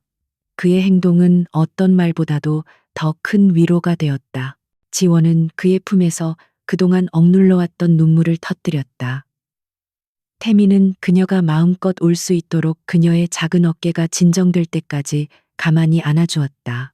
그 순간 그들에게 정체나 계획 따위는 중요하지 않았다. 오직 서로의 온기에 의지하는 두 남녀만이 존재할 뿐이었다. 하지만 그들의 평화를 지켜보는 또 다른 눈이 있었다. 박동훈 이사는 자신의 사무실에서 망원경으로 그 광경을 보고 있었다. 본사에서 내려온 전문가 팀 때문에 그의 입지는 최악으로 치달았다. 윗선에서는 이번 사태를 조용히 무마하라는 압박이 들어왔고 그는 모든 책임을 뒤집었을 위기에 처했다. 그는 분노의 차이를 갈았다. 하지만 그는 포기하지 않았다. 오히려 위기 속에서 새로운 기회를 발견했다. 바로 한지원의 곁에 있는 저 어수룩한 남자고 민석이었다. 저놈이 한지원의 약점이군. 박동훈의 입가에 교활한 미소가 번졌다. 그는 한지원이 저 남자에게 완전히 마음을 열었다는 것을 직감했다. 아무리 강한 여자라도 사랑에 빠지면 판단력이 흐려지는 법이다. 그는 고민석을 이용해 한지원을 무너뜨릴 마지막 계략을 꾸미기 시작했다. 그것은 폭력보다 더 교묘하고 독극물보다 더 치명적인 함정이 될 터였다. 그는 자신의 부하를 시켜고 민석의 뒤를 밟게 하고 그가 혼자 있는 순간을 노리도록 지시했다. 며칠 후 태미는 지원의 부탁으로 마을 어귀의 작은 가게에 심부름을 다녀오고 있었다. 아직 다리가 불편했지만 혼자 걷는 데는 무리가 없었다. 그가 인적이 드문 길모퉁이를 돌 때였다. 갑자기 나타난 몇몇 사내들이 그의 앞을 막아섰다. 박동훈의 부하들이었다. 태미는 순간 경계했지만 여전히 어수룩한 표정을 유지했다. 왜들 그러세요? 저한테 볼 일이라도. 그들은 태민을 강제로 차에 태워 개발 사무소로 끌고 갔다. 박동훈은 자신의 사무실 의자에 앉아 여유로운 표정으로 그를 맞이했다. 반갑네고, 민석 씨. 당신에 대한 이야기는 많이 들었어. 한지원의 새로운 영웅이라며 태미는 겁에 질린 표정으로 아무 말도 하지 못했다. 박동훈은 그런 그의 모습이 즐겁다는 듯 웃었다. 겁먹을 것 없어. 난 당신을 해치려는 게 아니야. 오히려 당신과 마을 사람들을 도와주려는 거지. 박동훈은 태민에게 한 장의 서류를 내밀었다. 그것은 천무그룹 내부 검토용 최종 보상 합의안이라는 제목이 붙은 문서였다. 거기에는 현재 마을 사람들에게 제시된 금액의 거의 2배에 달하는 파격적인 보상 조건이 적혀 있었다. 이게 대체? 태민이 어리둥절한 표정으로 묻자 박동훈은 연기를 시작했다. 사실 본사에서는 이 정도 수준의 보상을 계획하고 있었어. 하지만 중간 관리자들이 농간을 부려 주민들에게는 헐값을 제시한 거지. 나도 이제야 이 사실을 알았네. 나도 이대로 가다간 모든 책임을 뒤집어 쓰게 생겼어. 그래서 당신에게만 특별히 이 정보를 주는 거야. 그의 말은 너무나도 그럴듯했다. 태미는 속으로 그의 교활함에 혀를 내둘렀다. 이것은 명백한 함정이었다. 이 가짜 문서를 이용해 협상을 망치고 그 책임을 자신에게 뒤집어 씌우려는 속셈이 뻔했다. 하지만 태미는 이 함정을 역이용하기로 결심했다. 그는 박동훈의 계략에 순순히 넘어가는 척해야만 했다. 정말요. 그럼 이 서류를 지원 씨에게 보여주면. 박동훈은 고개를 저었다. 아니, 절대 안 돼. 이건 극비문서야. 내가 당신에게 보여줬다는 걸 알면 난 바로 해고야. 당신이 아주 우연히 이 문서를 발견한 것처럼 꾸며야 해. 예를 들면 내가 잠시 자리를 비운 사이에 책상 위에 놓인 이 서류를 훔쳐보는 거지. 어때, 할 수 있겠나? 그는 태민을 어리숙하고 정의감에 불타는 바보로 취급하며 판을 깔아주었다. 태미는 잠시 망설이는 척하다가 이내 비장한 표정으로 고개를 끄덕였다. 잠시 후 계획대로 박동우는 자리를 비웠고 태미는 우연히 책상 위에 서류를 발견했다. 그는 서류를 품에 숨기고 감시가 소홀한 틈을 타 사무실을 빠져나왔다. 모든 것이 박동훈의 시나리오대로였다. 태미는 서류를 들고 곧장 지원에게 달려갔다. 그는 숨을 헐떡이며 마치 세상을 구한 영웅이라도 된 것처럼 흥분된 목소리로 외쳤다. 지원 씨 찾았어요. 우리가 이길 수 있는 증거를 찾았다고요. 그는 지원과 마을 대표들이 모여 있는 자리에서 품속의 서류를 꺼내 보였다. 파격적인 보상 조건에 사람들은 술렁이기 시작했다. 지원은 처음에는 의심했지만 서류의 양식과 직위는 너무나도 정교했다. 무엇보다도 그녀는 고 민석이라는 사람을 믿었다. 그가 자신을 위해 목숨까지 걸었던 것을 기억했다. 그녀는 그의 순수한 눈빛을 보며 이것이 진실이라고 믿기 시작했다. 바로 그때 본사에서 파견된 협상팀이 마을에 도착했다. 그들은 현실적이고 합리적인 수준의 새로운 보상안을 제시했다. 그것은 기존의 안보다는 훨씬 나은 조건이었지만 태민이 가져온 내부 문서에 비하면 턱없이 부족했다. 지원은 결정을 내려야만 했다. 그녀는 자신을 믿어달라는 듯 간절하게 바라보는 민석의 눈빛과 희망에 부풀어 술렁이는 마을 사람들을 보았다. 그리고 그녀는 돌이킬 수 없는 실수를 저지르고 말았다. 죄송하지만 그 제안은 받아들일 수 없습니다. 우리는 당신들이 숨기고 있는 진짜 보상안을 알고 있습니다. 협상팀은 당황했고 회의장은 순식간에 아수라장이 되었다. 바로 그 순간 박동훈이 나타났다. 그는 모든 것을 망쳤다는 듯 비통한 표정으로 민석을 가리키며 말했다. 저런, 고민석 씨 당신이 훔쳐간 그건 최종안이 아니라 검토 단계에서 폐기된 서류란 말이오. 당신의 어리석은 행동 때문에 모든 협상이 망가졌어. 그의 외침과 함께 지원의 세상이 무너져 내렸다. 그녀는 배신감에 휩싸여 민석을 바라보았다. 그의 얼굴에는 당황하고 어쩔 줄 몰라 하는 완벽한 바보의 표정이 떠올라 있었다. 그녀의 눈에 맺힌 것은 더 이상 신뢰의 눈물이 아니었다. 그것은 차갑고 시린 절망의 눈물이었다. 회의장은 싸늘한 침묵과 뜨거운 분노가 뒤섞인 채 얼어붙었다. 박동훈의 연기는 완벽했고 그가 던진 폐기된 서류라는 말은 마을 사람들의 마지막 희망을 산산조각 냈다. 모든 비난의 화살은 어쩔 줄 몰라 하는 표정으로 서 있는 고민석에게로 향했다. 저 멍청이 때문에 다 망쳤어. 어디서 굴러먹던 놈인지도 모르고 믿은 우리가 바보지. 원망과 욕설이 사방에서 쏟아졌다. 강태민은 쏟아지는 비난을 온몸으로 맞으며 오직 한 사람만을 바라보고 있었다. 한지원은 그 자리에 얼어붙은 듯 서 있었다. 그녀의 눈에는 더 이상 눈물이 흐르지 않았다. 대신 그 자리에는 차가운 경멸과 깊은 배신감이 자리 잡고 있었다. 그녀는 그에게 단 한마디도 하지 않았다. 그 어떤 욕설보다도 더 아픈 완벽한 무관심이었다. 그녀는 조용히 돌아서서 회의장을 나갔다. 그녀의 뒷모습은 그가 산사태 속에서 지키려 했던 강인한 모습이 아니었다. 모든 것이 무너져 내린 사람의 위태로운 그림자일 뿐이었다. 태민의 심장이 날카로운 유리 조각에 찔린 듯 아팠다. 결국 그는 마을 사람들의 성화에 못 이겨 쫓겨나듯 마을 회관을 나와야 했다. 아무도 그에게 말을 걸지 않았고 아이들조차 그를 피했다. 그는 순식간에 마을을 위기에 빠뜨린 역적이 되어 있었다. 그는 절뚝거리며 지원의 집으로 향했지만 문은 굳게 닫혀 있었다. 그는 문 앞에서 한참을 서성였지만 안에서는 아무런 기척도 없었다. 그는 자신이 그녀에게 얼마나 깊은 상처를 주었는지 깨달았다.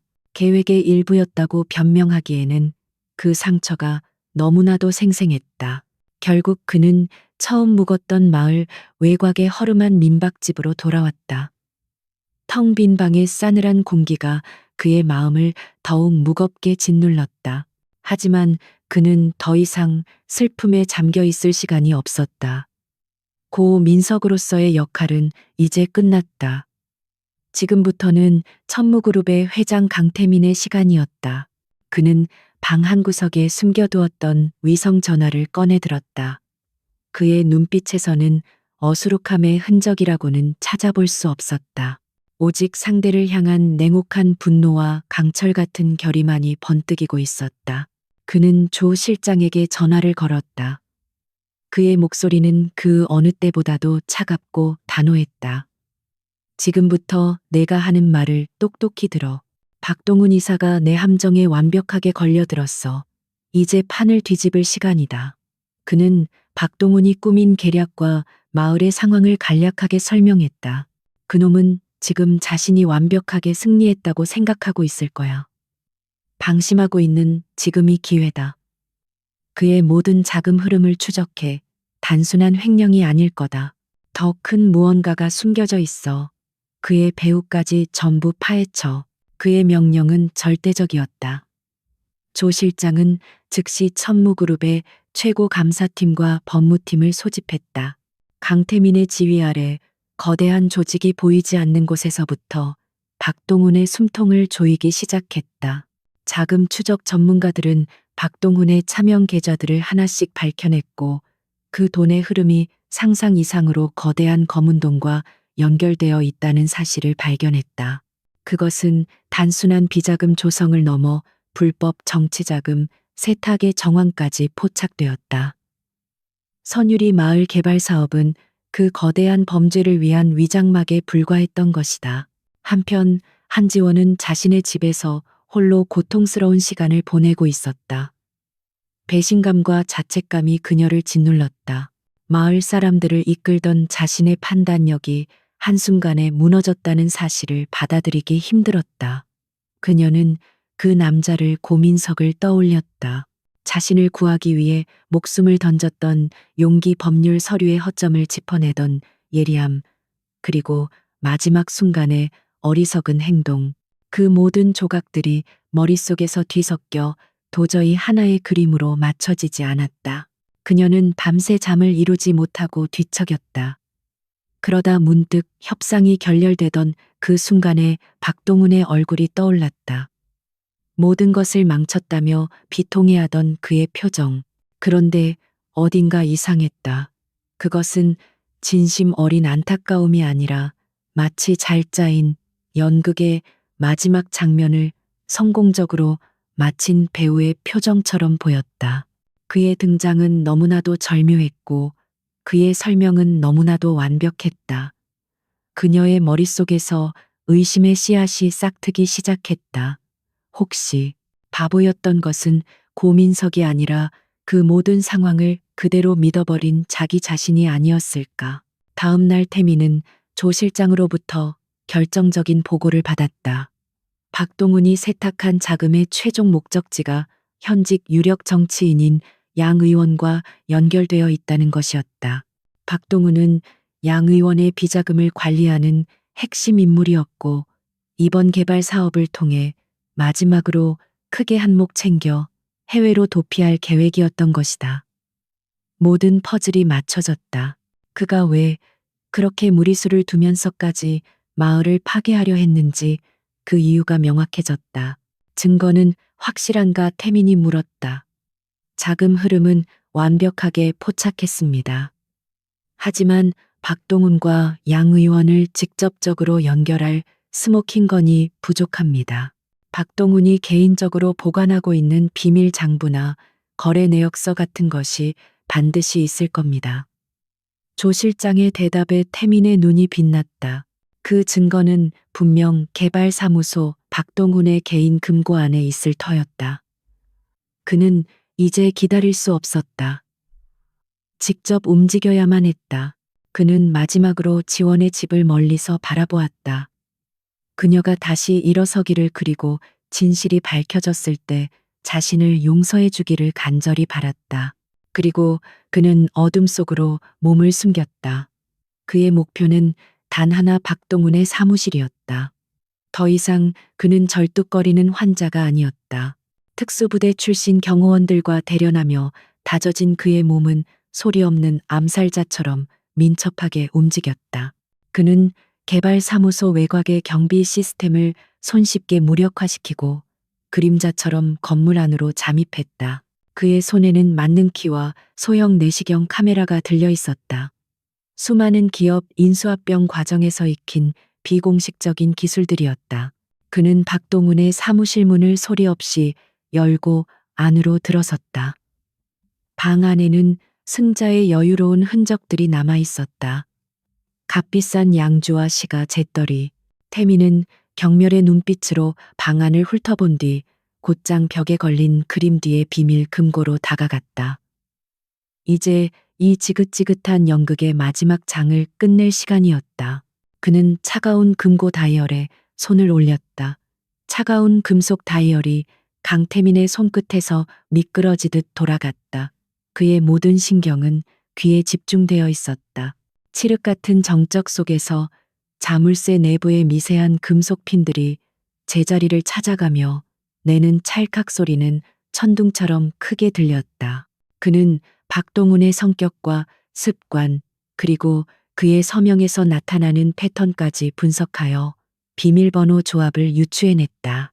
오만하고 자기 과신에 가득 찬 인간일수록 비밀번호는 의외로 단순하고 자신과 관련된 숫자를 사용하는 경향이 있었다. 그의 예상은 정확했. 마지막 숫자가 맞춰지는 순간 묵직한 잠금 장치가 풀리는 소리가 났다. 금고 문이 소리 없이 열리고 안에서 퀴퀴한 종이 냄새와 차가운 공기가 흘러나왔다. 안에는 몇 개의 서류철과 현금 다발, 그리고 작은 외장 하드 드라이브 하나가 놓여 있었다. 태민의 목표는 바로 저 하드 드라이브였다. 종이 장부는 얼마든지 위조하거나 폐기할 수 있지만 디지털 데이터는 흔적을 남긴다. 그는 소형 복제 장치를 꺼내 하드 드라이브에 연결했다. 그의 노트북 화면에 데이터가 복사되는 진행률 막대가 나타났다. 짧지만 영원처럼 느껴지는 시간이었다. 그는 데이터를 복제하는 동안 서류철을 빠르게 훑어보았다. 양 의원에게 흘러들어간 자금의 흐름이 상세하게 기록된 비자금 장부였다. 모든 증거가 이곳에 있었다.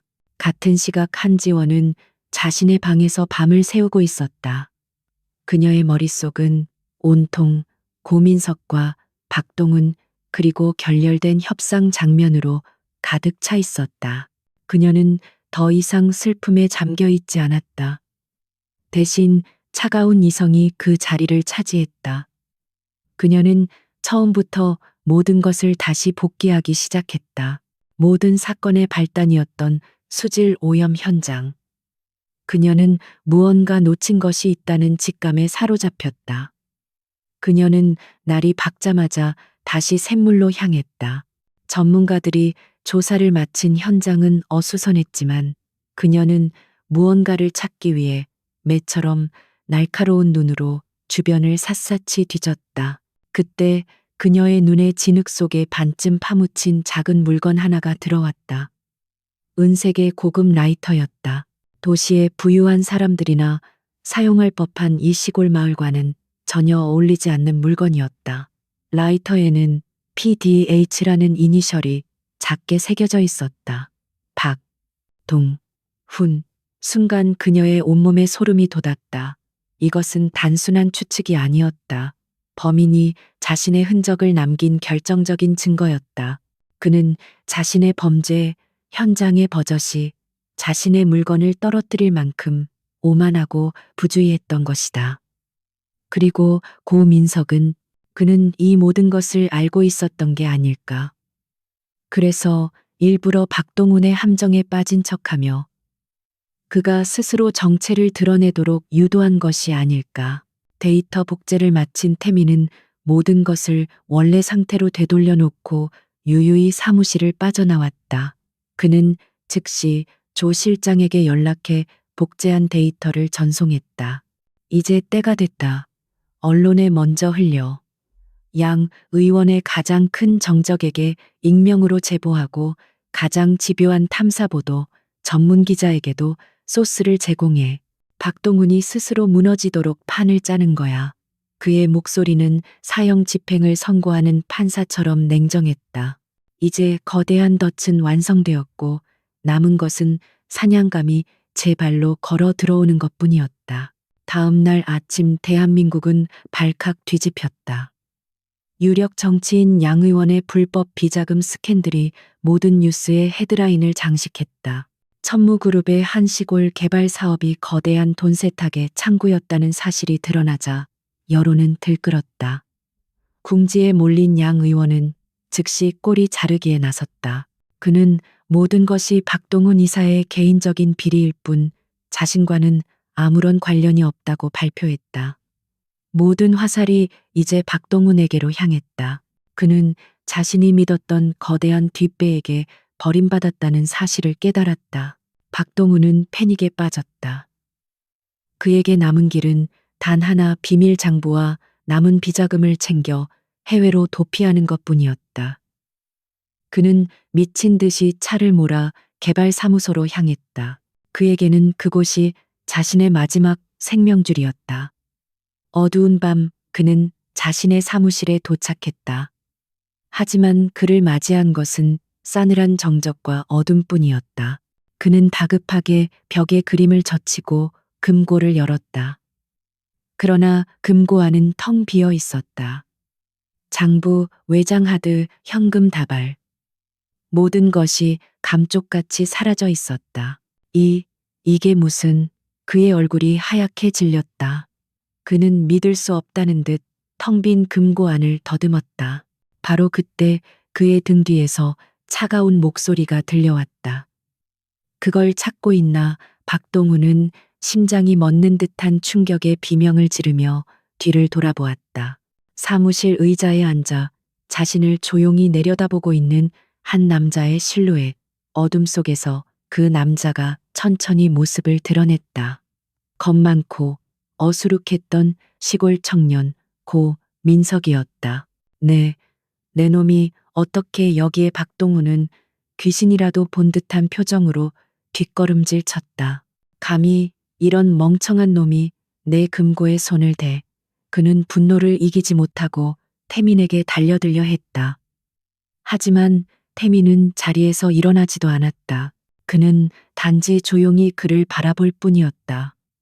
그런데 그의 눈빛이 예전과 달랐다. 더 이상 순진한 바보의 눈빛이 아니었다.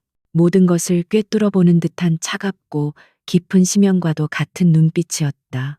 멍청한 놈. 태민이 나지막이 읊조렸다. 그의 목소리, 톤, 말투, 분위기. 모든 것이 180도 달라져 있었다. 어수룩함은 가면처럼 벗겨지고 그 자리에는 압도적인 카리스마와 냉철한 지성이 드러났다. 진짜 멍청한 게 누군지 아직도 모르겠나. 박동훈 이사 자신의 범죄 현장에 버젓이 이니셜이 새겨진 라이터를 떨어뜨리고 다니는 사람.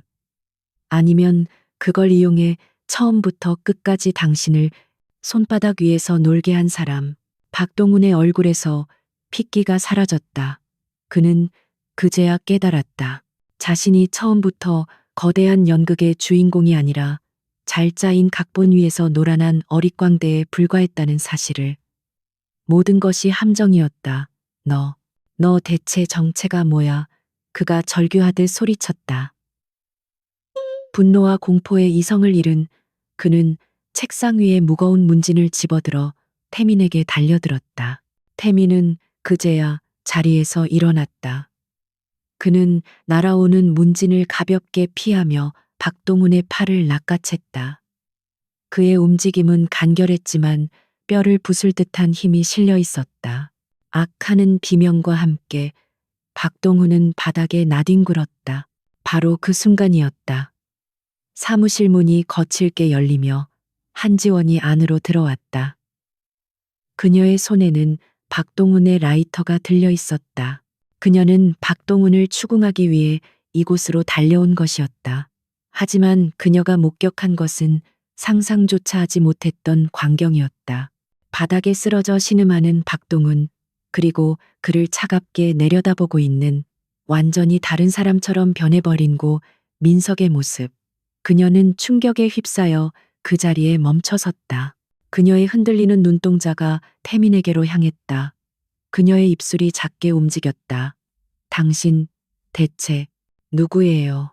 한지원의 목소리는 싸늘하게 얼어붙은 사무실 공기를 갈랐다. 그녀의 질문은 단순한 호기심이 아니었다. 그것은 혼란과 배신감, 그리고 어쩌면 희미한 희망까지 뒤섞인 영혼의 절규와도 같았다.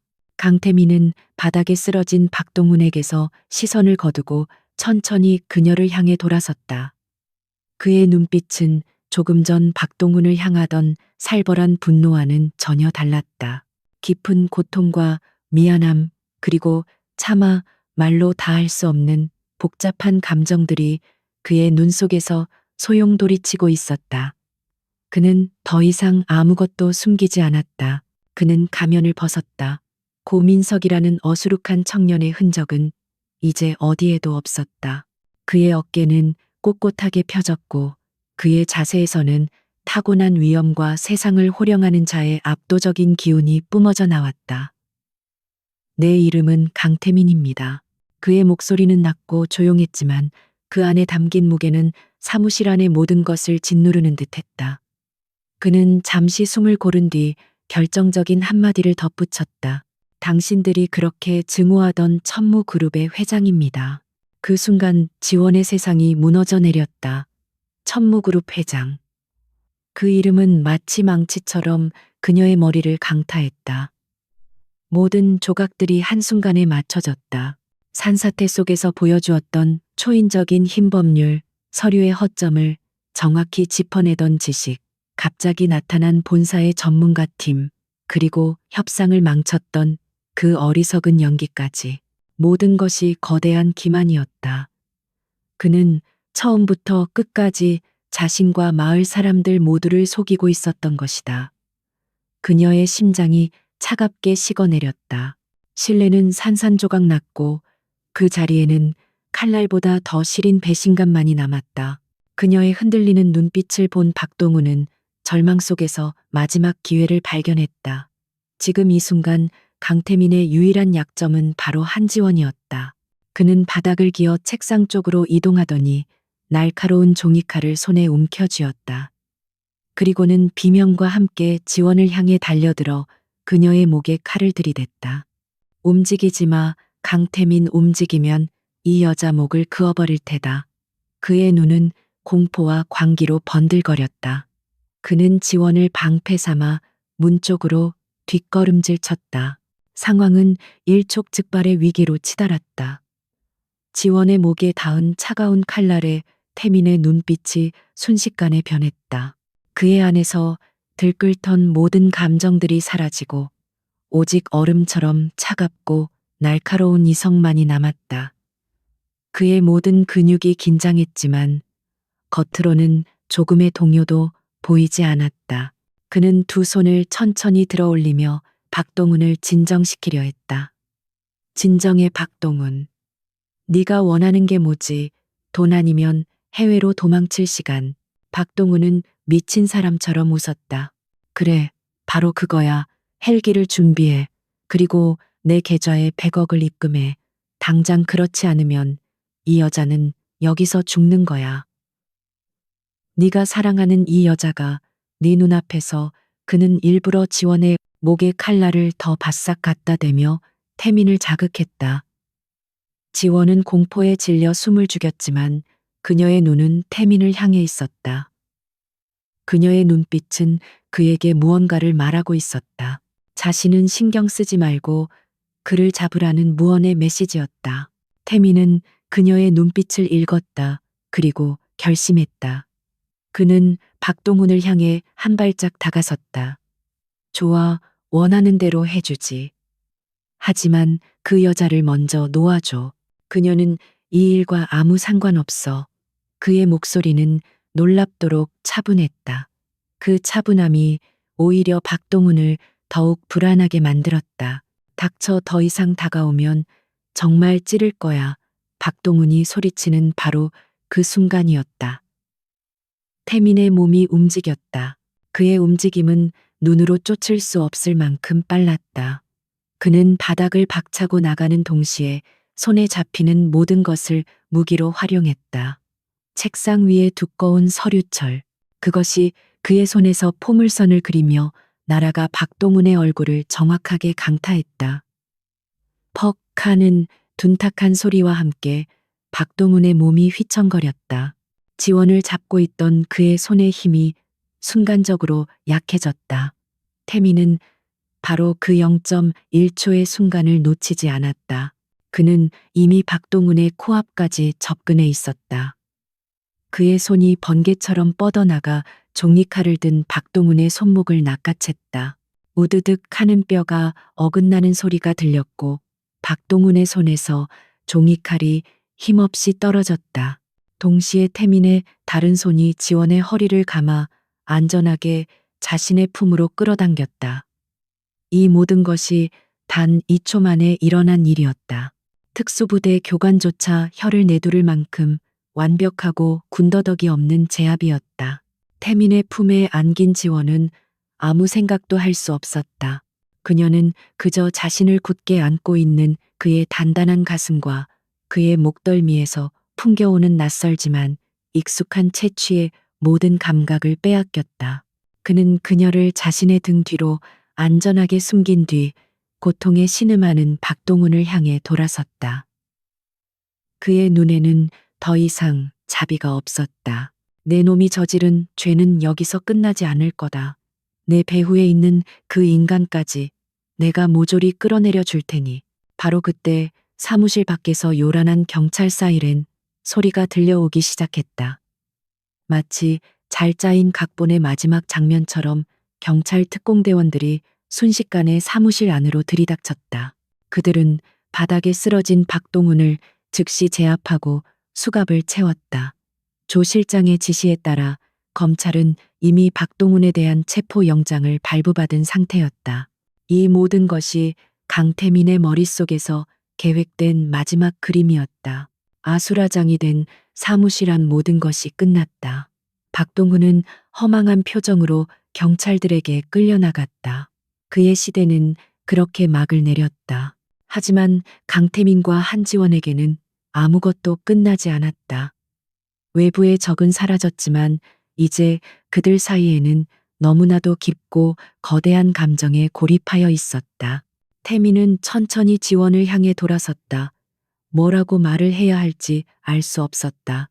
미안하다는 말로는 도저히 설명할 수 없는 거대한 거짓말이 그들의 사이를 가로막고 있었다. 지원은 아무 말 없이 그를 바라보았다. 그녀의 눈빛은 더 이상 그를 고민석으로도 강태민 회장으로도 보고 있지 않았다. 그녀는 그저 자신의 모든 것을 뒤흔들어 놓은 한 남자를 이해할 수 없는 눈으로 바라볼 뿐이었다. 경찰들이 떠나간 사무실에는 깊은 정적만이 남았다. 박동훈의 시대가 남긴 추악한 잔해들 속에서 강태민과 한지원은 서로를 마주보고 서 있었다. 그들 사이에는 보이지 않지만 너무나도 선명한 벽이 가로놓여 있었다. 그것은 거짓말로 쌓아 올린 벽이었고 이제는 무너뜨리기에는 너무나도 단단해 보였다. 태민은 먼저 입을 열어야만 했다. 그의 삶에서 수많은 중요한 협상과 결정을 내렸지만 지금 이 순간처럼 입술이 떨어지지 않는 것은 처음이었다. 그는 천천히 그녀에게 다가갔다. 한 걸음 한 걸음이 마치 천 근의 무게처럼 무거웠다. 지원 씨. 그의 입에서 나온 그녀의 이름은 낯설게 들렸다.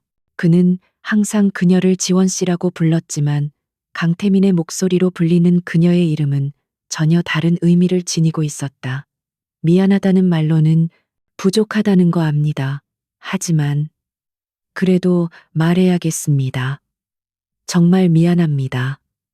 당신을 속여서 당신의 믿음을 이용하고 상처를 줘서 정말 미안합니다. 그의 목소리에는 어떤 변명이나 꾸밈도 없었다. 오직 진심에서 우러나오는 깊은 사죄만이 담겨 있었다. 지원은 아무 말 없이 그를 바라보았다. 그녀의 눈은 더 이상 분노나 경멸을 담고 있지 않았다. 대신 그 자리에는 깊이를 알 수 없는 슬픔과 공허함이 자리 잡고 있었다. 그녀는 천천히 입을 열었다. 당신은 처음부터 계획이었나요?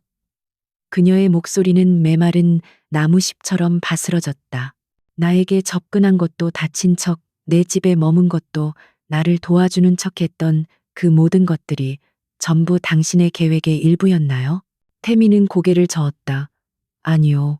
처음에는 그랬습니다.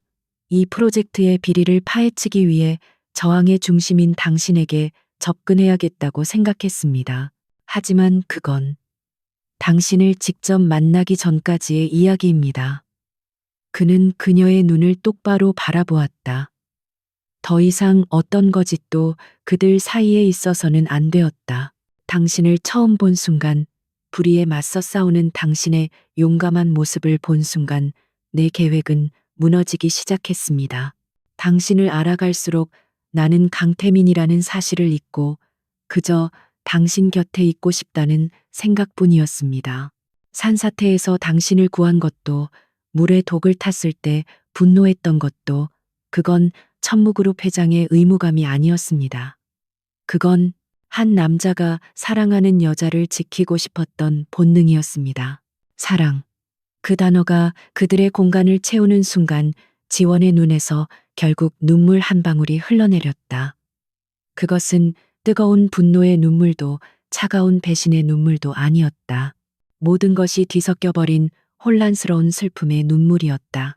사랑이라고요. 당신이 말하는 사랑이 뭔데요? 고 민석의 사랑인가요? 아니면 강태민의 사랑인가요? 내가 믿고 마음을 열었던 사람은 어수룩하지만 따뜻했던 고 민석이었어요. 하지만 그는 존재하지 않는 사람이었죠. 그럼 내 감정은, 내가 느꼈던 모든 것들은 대체 뭐가 되는 거죠? 그녀의 절규는 날카로운 비수가 되어 태민의 심장에 밝혔다. 그는 그녀의 고통 앞에서 어떤 변명도 할 수 없었다. 그가 할 수 있는 일은 오직 하나, 진실을 말하는 것뿐이었다. 고민석은 거짓이었지만 그 가면 속에서 당신을 향해 뛰었던 내 심장은 진짜였습니다. 당신 앞에서 어쩔 줄 몰라 했던 서투른 모습도, 당신의 따뜻함에 위로받았던 순간들도 모두 진심이었습니다. 거짓된 인물이었지만 내 인생에서 가장 솔직한 감정을 느꼈던 순간들이었습니다. 믿기 힘들겠지만 이게 내 유일한 진실입니다. 바로 그때 사무실 밖이 소란스러워지기 시작했다. 박동훈이 체포되었다는 소식을 들은 마을 사람들이 하나둘씩 이곳으로 모여들고 있었다. 그들은 진실을 원했다. 태민은 지금이 개인적인 감정을 이야기할 때가 아님을 알았다. 그는 먼저 천무그룹의 회장으로서 이 사태를 책임져야만 했다. 그는 지원에게 잠시 양해를 구하고 사무실 밖으로 나섰다. 쏟아지는 카메라 플래시와 기자들의 질문, 그리고 불안과 기대로 술렁이는 마을 사람들의 시선이 그에게로 향했다. 그는 단상 위로 올라가 마이크를 잡았다. 더 이상 어수룩한 청년의 모습은 없었다. 그는 거대한 제국을 이끄는 냉철하고 카리스마 넘치는 지도자의 모습으로 돌아와 있었다. 그는 먼저 고개를 깊이 숙였다. 천무그룹 회장 강태민입니다. 먼저 저희 그룹이 자행한 불미스러운 일로 인해 선유리 마을 주민 여러분께 이루 말할 수 없는 고통과 상처를 드린 점 머리 숙여 사죄드립니다. 그의 진심 어린 사과에 술렁이던 군중이 잠시 조용해졌다. 박동훈 이사의 모든 범죄 행위는 오늘부로 법의 심판을 받게 될 것입니다. 그리고 그의 배후에 있던 모든 세력 또한 제가 제 모든 것을 걸고 뿌리 뽑을 것을 약속드립니다. 그의 목소리에는 강한 결의가 실려 있었다. 그리고 무리를 일으킨 기존의 리조트 개발 사업은 전면 백지화하겠습니다. 주민 여러분의 터전을 빼앗는 일은 더 이상 없을 것입니다. 그 선언에 마을 사람들 사이에서 안도의 탄성이 터져 나왔다. 그는 계속해서 말을 이었다. 그 대신 여러분께 새로운 제안을 드리고자 합니다. 이 아름다운 자연 환경을 파괴하는 대신 이곳의 가치를 더욱 높일 수 있는 친환경 생태 공원 및 전통 약초 단지 조성을 제안합니다. 이 사업의 모든 수익은 마을 발전 기금으로 환원될 것이며 사업의 운영 주체는 천무그룹이 아닌 마을 주민 여러분이 될 것입니다. 저희는 단지 여러분이 자립할 수 있도록 모든 기술과 자본을 지원하는 역할만 하겠습니다. 이것은 보상이 아니라 제가 여러분께 진 빚을 갚는 첫걸음입니다. 그의 파격적인 제안에 사람들은 처음에는 자신의 귀를 의심했지만 이내 뜨거운 박수와 환호를 보내기 시작했다. 절망의 밤이 지나고 마침내 선율이 마을에 새로운 희망의 아침이 밝아오고 있었다. 태미는 환호하는 군중 속에서 멀찍이 서서 자신을 바라보고 있는 지원의 모습을 발견했다. 그녀의 표정은 여전히 복잡했지만 이전과 같은 차가운 냉기는 느껴지지 않았다.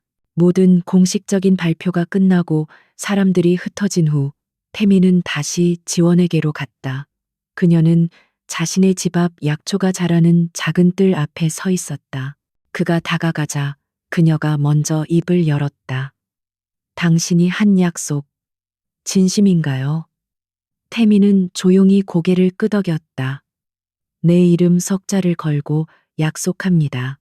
두 사람 사이에는 한동안 침묵이 흘렀다.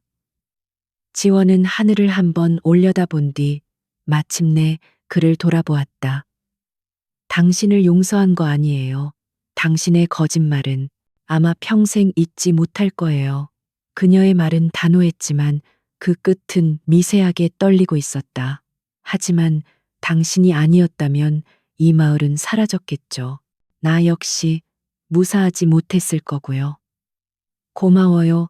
우리 마을을 구해줘서. 그리고 나를 구해줘서요. 그녀는 처음으로 그에게 진심 어린 감사를 표했다. 태미는 그 말 한마디에 모든 것을 보상받은 듯한 기분이었다. 그는 조심스럽게 그녀에게 한 걸음 더 다가섰다. 지원 씨, 나에게 기회를 한 번만 더 주시겠습니까?